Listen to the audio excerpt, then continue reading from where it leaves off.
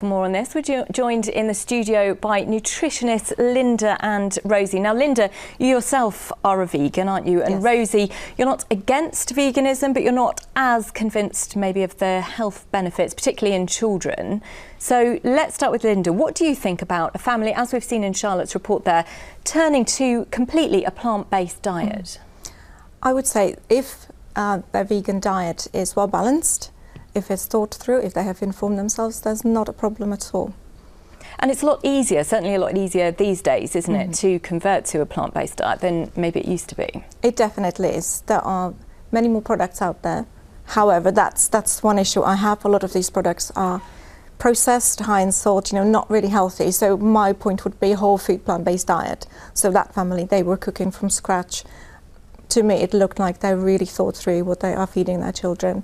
So that kind of vegan diet is definitely healthy, but not one that's junk food diet. If you're eating Oreos and ice cream, that's vegan, that's not healthy. And Rosie, just picking up on the point that Linda made there, that sort of well-balanced diet, plant-based diet, is that applicable to children? Are there some issues around that in terms of the nutrients that they're able to get, perhaps, that if they were eating meat they would be getting naturally?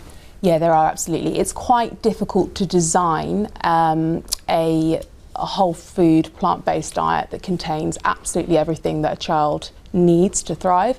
In fact, I would say it's actually not possible to do that without some supplementation. So whilst a really well thought through vegan diet is probably a lot better for you than what most kids eat, actually it is really difficult to get everything that you need. And it's also really important to consider that children can be quite fussy. I mean, I've got that age kids, and it's quite difficult to get them to eat what you put in front of them. But it's good to try, isn't it? Because you've got that sort of healthier habits, I guess, is the sort of message you could take away from it, whatever your view. But animal products are very nutrient dense.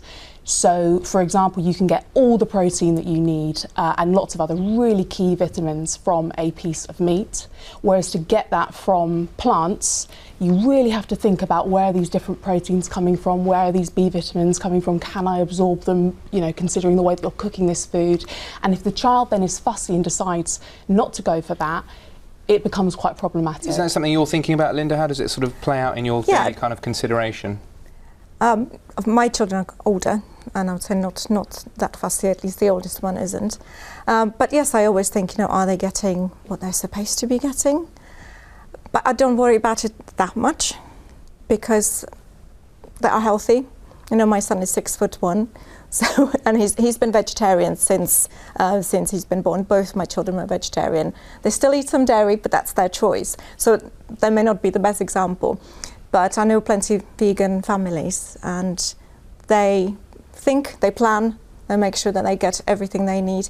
And if they need to supplement, they supplement. The problem is, most people who go vegan, they go vegan for ethical reasons, and they rather supplement than eat the animal products. So that will be a big issue. It is a subject, I mean, we're out of time, unfortunately. It's a subject that lots of pros, lots of people who perhaps are a bit more sceptical. We could talk about it for ages, obviously, and there's going to be lots of information around this. People can find a lot more information on our website as well. We'll put that on there for them. Thank you both very much for coming to talk about it.